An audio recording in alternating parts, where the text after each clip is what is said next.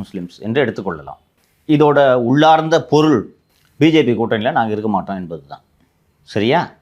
அதை நீங்கள் நேரடியாக பிஜேபி திட்டிங்கன்னா முடிஞ்சு போச்சு இல்லையா? நீங்கள் வழக்கமாக தொடங்கும் போதே என்ன தொடங்குனீங்க? பாசிச பாஜக என்று தொடங்குனீர்கள். பாசிச பாஜகன்னு சொல்லிட்டு போங்க. ஒரு விஷயத்தை ஒரு அரசியல் தலைவர் கையில் எடுக்கும்போது அதற்கான கான்டெக்ஸ்ட் இருக்கும்.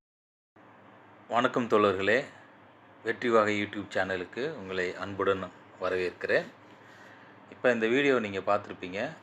சவுக்கு சங்கர் அவர்கள் என்ன சொல்கிறார் என்று நீங்கள் பார்த்துருப்பீங்க. நமக்கு சவுக்கு சங்கர் மேலே எந்த ஒரு கோபதாபமோ எதுவுமே இல்லை. அவர் மேலே மிக்க மரியாதை உண்டு. ஏன்னா அவர் ஆளுங்கட்சியை எதிர்த்து குரல் கொடுக்குறவர், சிறை சென்றிருக்கிறார்.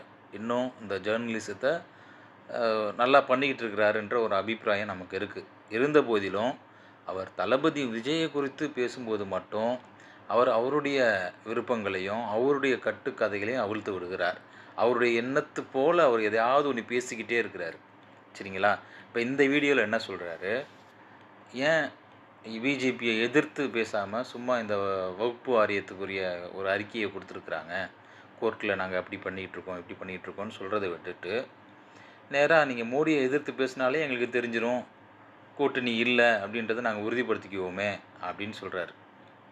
ஐயா சவுக்கு சங்கர் அவர்களே, மோடியை எதிர்த்து பேசுனா கூட்டணி இருக்காதுன்னு சொல்லி நீங்கள் எந்த முடிவுக்கு வரீங்க? கடந்த நாடாளுமன்ற தேர்தலில் பாமக நிறுவனர் தலைவர் ராமதாஸ் அவர்கள் என்ன பண்ணாங்க, அவங்கள்ட்ட கேட்குறாங்க, பத்திரிகையாளர் கேட்குறாங்க, இந்த மோடியுடைய ஆட்சி, இந்த 10 ஆண்டு கால ஆட்சி எப்படி இருந்துச்சு, அதுக்கு எத்தனை மார்க் போடுவீங்க அப்படின்னு அவர்கிட்ட கேட்கும்போது அவர் சொன்னார், 0க்கும் கீழே என்ன இருக்குதோ அதுதான் நான் கொடுப்பேன், மைனஸில் தான் கொடுப்பேன், ரொம்ப மோசமான ஆட்சி அப்படின்னு சொன்னார். ஏன்னாக்க அவருடைய கூட்டணி கணக்கு பிஜேபி இல்லை, அவர் அதிமுக கூட போகிறாரு அப்படின்னு சொல்லி எல்லாருமே தெரிஞ்சுக்கிட்டாங்க. எல்லாருக்குமே தெரியும் அவர் அதிமுக கிட்ட போகிறாரு, அதுதான் பேசிக்கிட்டு இருந்தாங்க.